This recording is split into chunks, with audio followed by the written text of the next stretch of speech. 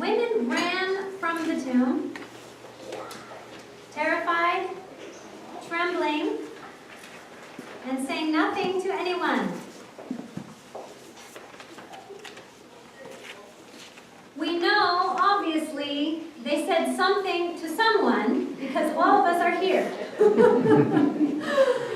We know they said something to someone about Jesus being raised because we started this service by saying, Christ is risen. Yes. Risen indeed. And that very greeting, that proclamation, has been proclaimed for 2,000 years. Ever since. These women must have said something to somebody. This became a very common, victorious greeting among Christian brothers and sisters, not just on Easter, but every time they met each other. There was that expression of joy and victory that Christ is risen. Risen indeed. Oh, yes. But we don't get these women, these disciples, proclaiming that message at the end of Mark's Gospel. Now remember, there are 4 Gospels in our Bible. 3 of these 4 have an appearance by the risen one for the disciples, the women. Mark, no. And if you're saying to yourself, wait a minute, Gail, but my Bible does, I have 11 verses that come right after verse 8, and they talk about appearances of Jesus. Well, sorry to burst your bubble, but the original manuscripts of Mark, and Mark's Gospel was the earliest Gospel written. It was written about 40 years after the death of Jesus. And in the earliest manuscripts, all we get is just verses 1 through 8. We end up with, the women said nothing to anyone because they were afraid. Now later scribes felt very dissatisfied with this ending, probably as dissatisfied as some of us feel on Easter. We're like, wait a minute, there's no appearance. Where'd he go? Why is it just an empty tomb? What's going on here? Why does he leave it that way? Others were dissatisfied with that ending. They added 11 verses. Some people throughout the years, the centuries, have actually said to themselves, well, why would he do this? Why would he just leave it like this? This sort of unhappy, unsatisfying, kind of loose ends. Not a nice ending. Not a Hollywood ending all wrapped up nicely. The end, right?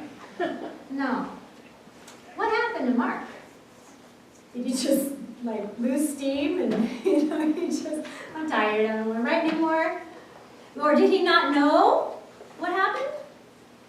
Or did he actually finish the gospel and had some resurrection appearances of the risen Lord, and then those got lost? Maybe, could be. Did he just die and he never finished his gospel? Did he go on vacation and just lose interest? Who knows? People have debated it for thousands of years. Why does Mark end this way? Now, some people think, and I'm actually one of them, some people think that Mark ends this way deliberately. That he did this deliberately. He's daring to be different than the other 3, right? Matthew, Luke, and John. There's no appearances here. And I'm going to ask you to just bear with me for the next 15 minutes or so and give Mark the benefit of the doubt. And let's just assume together that he left his gospel this way deliberately. He left it sort of unsatisfying on purpose. And why would that be? Why would he do that when the others didn't do it? So I thought about it over the week, last week. When I'm planning a sermon, as you know, those of of you who have ever planned a sermon before, you know when you are working on a piece of scripture, it just goes in, it just floods you all week long. You think it, you eat, you sleep, you breathe that scripture, and it just starts to work on your heart. God does some really interesting things. So some of the things that were coming to my mind this week was I was thinking to myself, okay, when these women run from the tomb after this, I don't know, is he an angel maybe? He's a mysterious guy in the tomb, dressed in white. He's kind of almost like a psychic guy. He knows exactly why they're there. He knows who they want. He knows where they need to go, who they need to talk to, and what they need to say. And they've never met him before, and they're afraid, right? And so they've just heard this good news, and they run off, afraid. And so maybe we're supposed to say, they shouldn't do that. Why would they do that? Remember, Mark's gospel starts out the beginning of the good news of Jesus Christ, the Son of God. The beginning of the good news about Jesus Christ, the Son of God. That's the beginning. The first sentence and the last sentence, they said nothing to anyone because they were afraid. So it's like, there's a disconnect there. So maybe we're supposed to say, oh, those women just weren't doing it right. Come on, if you hear this good news, this is wonderful news. This is what you wanted. He's back to life. The movement's not over. It hasn't ended. That's great. Why don't you go tell it? They don't tell it. Maybe we're supposed to be kind of judging them. And when we judge them, maybe we're supposed to notice that there are 3 fingers pointing right back at our own selves. Because how many of us do the same thing? We know this good news. We sing about it and we dance and pray and clap our hands about it every Sunday. But are we telling it? Or are we afraid?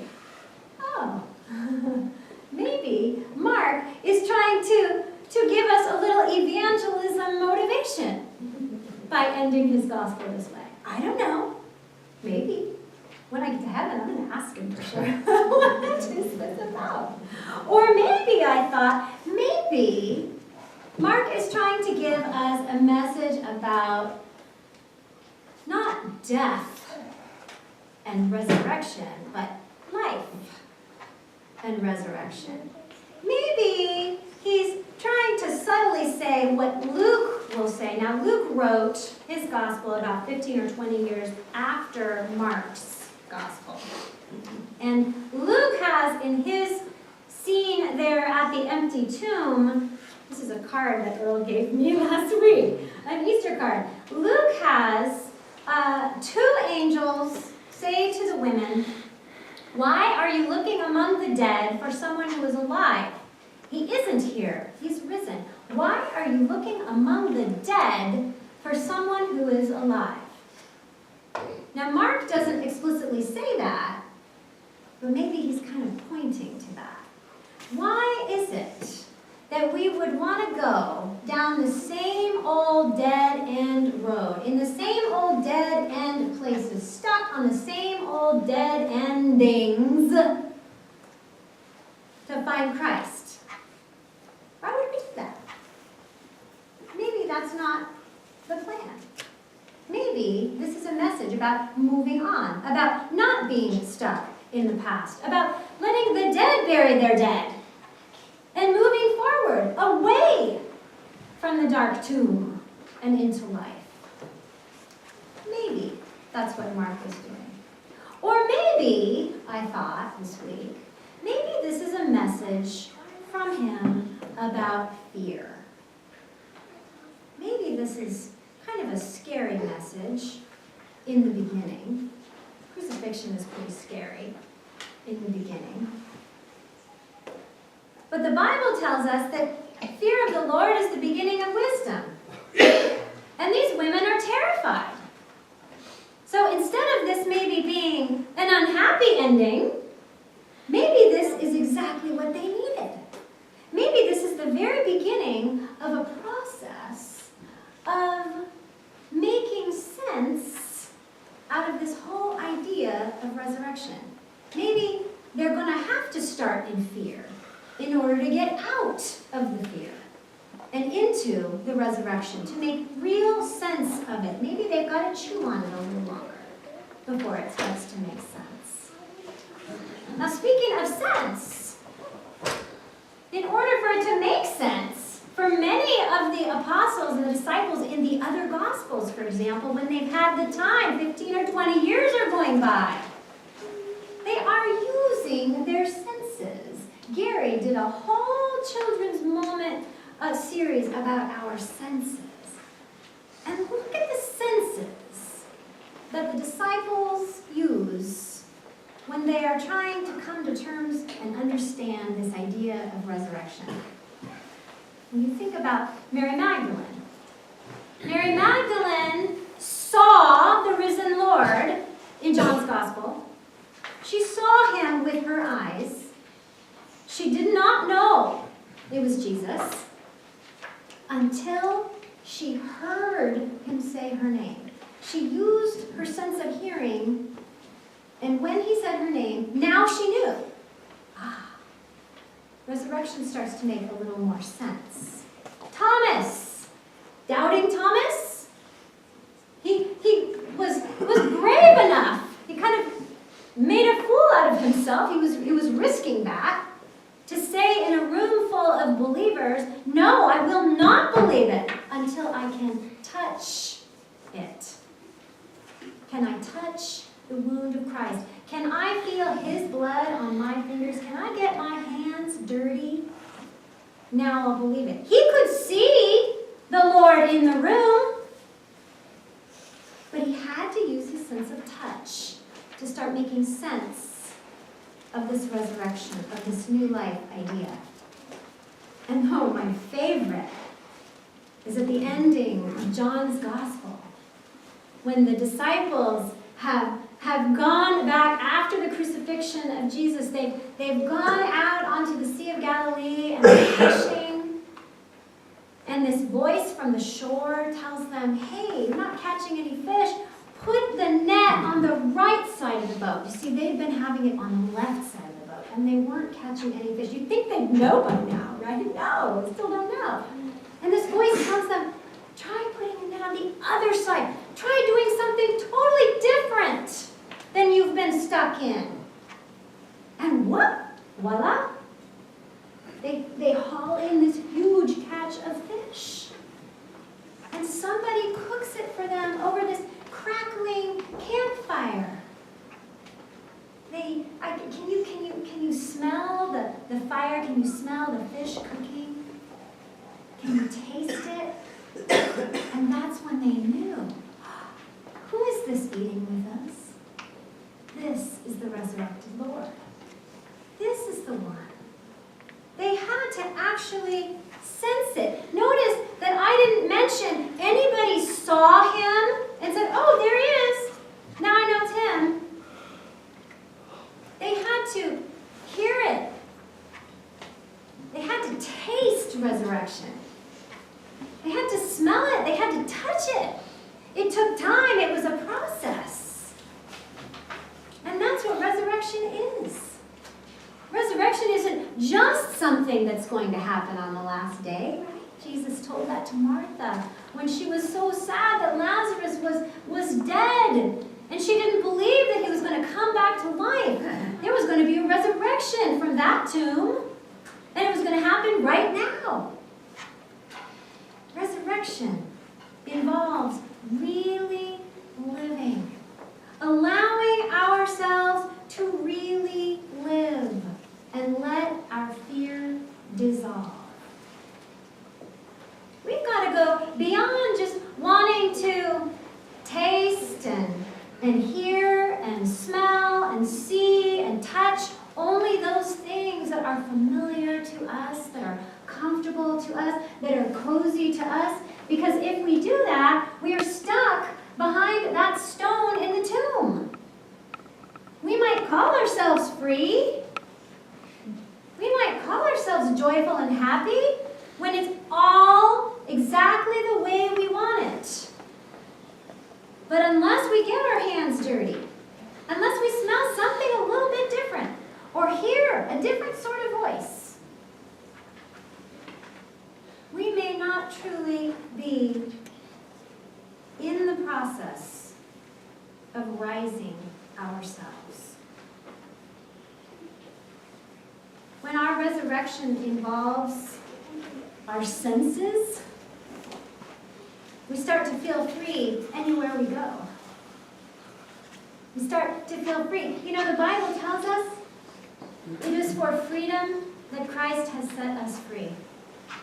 It is for freedom. It is not for the tomb that Christ has set us free. Can you imagine what horrible news that would be? It is for staying exactly how you are, where you are, like you are, with the people who are just like you. No, it is for freedom. And when we start feeling that same freedom and we feel it setting us free, then we want to tell the world that Christ is risen. Why? Because we are rising. We want to tell the world that his kingdom has come.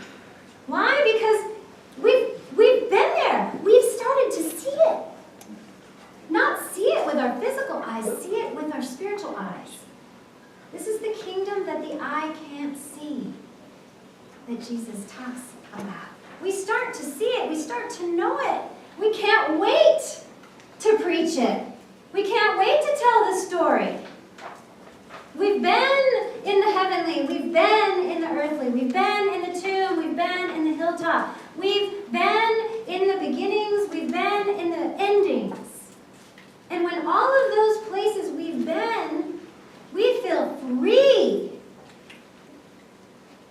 Oh, God has really done something.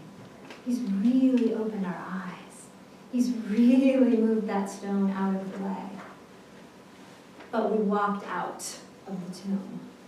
You see, God can roll the stone away, but if we're not willing to walk out of the tomb, not much can change. And it made me think, when I was pondering this scripture this week, it made me think about something that happened in my family back when Carter was just about 2. About wanting to tell, and about feeling free, and about starting to see this different resurrection kingdom. When Skylar was just about 5 or 6, he's 13 now, someone gave us this is just a copy of it, an ant farm that looked exactly like this, okay? And it came with very specific directions. The directions emphasized this one point. When you take these, they were huge ants. When you take these huge ants that will arrive sleepy, and you put them in the top of this really weird green goo stuff that they can tunnel through and they can eat and they can do whatever, okay? When you put them in there, they'll be asleep. Put the top on, clamp it down, and do not open it. Okay? You just emphasize that all over the place in the directions. Don't open it. Why? Because when these ants wake up, they're very vicious ants. They're dangerous ants. Okay? So keep them in there. Do not ever open it. They will live about 3 months. They have about a 3-month lifespan. And you will enjoy watching them tunnel in their little world. This is their entire world, these ants. Okay? This is it. This is their entire universe. So, we started watching these ants, and the 3 months were unfolding. And it was really neat. The ants work together. They're very zen, these ants. They just don't seem to have many cares, they just kind of go about their business and live their lives. They have no idea that they've only got 3 months. The clock is ticking. And these ants are just cruising around, living their lives, everything's fine. And then I started to realize, they don't know I'm out here. I think I got more out of this than the kids did. Some kids doesn't make it. And I was thinking, they don't know. Not only do they not know their clock is ticking, they don't know I'm watching them. They have no idea, most likely. And so I started to feel kind of like a god to these ants. I did. It's like they're so precious to me, you know? And so I started to feel, no wonder we have animal ministries in this church, right? Like bleeding heart for animals, even ants, dangerous biting ants. But then they started to kind of come to the end of their lifespan, and they started, you know, kind of passing away, and I felt kind of sad for my aunts as their God. So I thought, well, you know what? I'm going to help them go out in a happy way by giving them some treats. So I deliberately violated the directions, and I opened up the lid of the ant farm. I had a sugar bowl right there. Marvin, do you remember when I did this? Oh, yeah. And so I had to do this very fast because these were dangerous ants. So I opened up the lid and I dumped a spoonful of sugar in and I clamped the lid down really fast. And immediately, it was like manna from heaven coming down for these ants. And the ants that were in the lower regions, they just came cruising up and they were so excited. A couple of those tunnels kind of collapsed, and I felt bad about that, like a natural disaster had happened. They had no idea why this natural disaster had happened in their universe. And so, but essentially, they were excited, and all the ants came up to the top, and they were swarming the sugar. And I was very happy with myself. Yay, my ants, they're getting something different than just this plain old green goo. Yay for them, yay for me. Felt good. So then I watched them for a while, and then I went about my business, and about 3 hours later, I heard this little Carter voice go. He was in the kitchen, and I was way over across the other side of the house. And he goes, "Mommy, there's an ant in the kitchen." And there's always, you know, ants. We lived in the country. It was like, no big deal, ants, bugs, mosquitoes, whatever. And I was like, well, don't worry about it. You just leave it or step on it or whatever. You know? And then it was silent for a moment, and he goes, "No, it's one of those ants." And so he was not going to go near it. He was and then, like, my blood chilled. I was thinking to myself, oh my gosh, one of those ants escaped. When I opened up the lid of the ant farm, one of those ants got out. And he has been cruising around my kitchen for the last 3 hours. And no one knew it. Oh my gosh. Now, I'm weird. I did not go and step on the ant. You'd think, I love my ants, even though they're scary and dangerous. Somehow, I was going to get him back in safely, back into his ant farm with the rest of his friends. And so I did that. I got him, scooped him carefully, had to open the lid. Now remember, all the ants are at the top, swarming all over the white sugar, so it's even more dangerous. Here's I opened up the lid. Somehow I got him back in, clamped it back on immediately. And I tried to watch where that one ant I had rescued from the kitchen floor, I tried to watch him as long as I could before he dissolved into all of the other ants. And it was in that moment that I suddenly realized, oh my gosh, if this ant could talk, if he could tell his other friend ants where he's been, would they believe it? Think about it. For 3 hours, he was walking around my kitchen. I had a baby, I have dogs, cats, you know, kids dropping food on the floor all the time. There's different textures, there's different smells, there's different sounds, there's all these weird looking creatures walking by. I mean, it's like this whole different reality. And he's been there. He's probably tasted 100 different things on the floor. All the things Carter's been dropping, for example. Dog food, whatever. All the colors he's seen, all these different temperatures and farm. All of a sudden. And I realized, you know what, it would be really hard for him to explain it to them. Nobody would believe him. He'd say, you're crazy. There's nothing but this green goo for us. And this amazing, miraculous white stuff down on top of us. You probably wouldn't believe him. But he would know. He would know. And he would probably do everything he could to share that message of where he'd been or what he'd discovered. And he'd try to get the rest of them out of the farm. And I realized that's kind of what God had done with me in my life. God had done that with me in my life. And I could not wait, and I cannot wait to share that kind of resurrection news. We don't have to wait for a lid to be taken off for us because it's already been done. It doesn't have to be an accident. But what it takes is when we recognize that the lid is really truly off of our own little safe green goo ant farm life, all it's going to require is for us to actually climb out. Because climbing to the top of it, even with the lid off, isn't enough. Peeking over the edge into that different reality isn't enough. It takes actually going there. And once someone has gone there, they want to go back in the green goo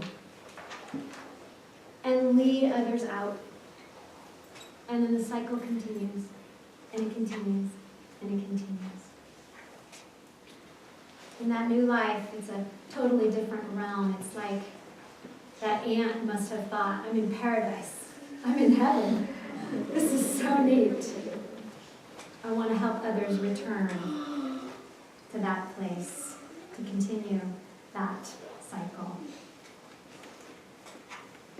So, fundamentally, I think that this Gospel of Mark is telling us that resurrection is not an ending.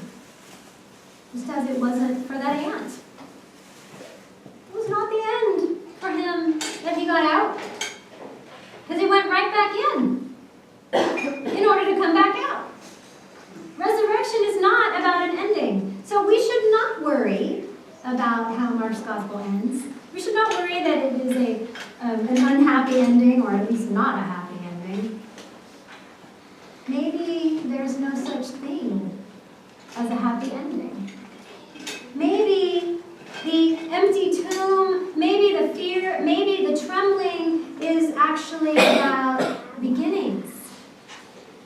Maybe it's about beginnings in and outside of the ant farm.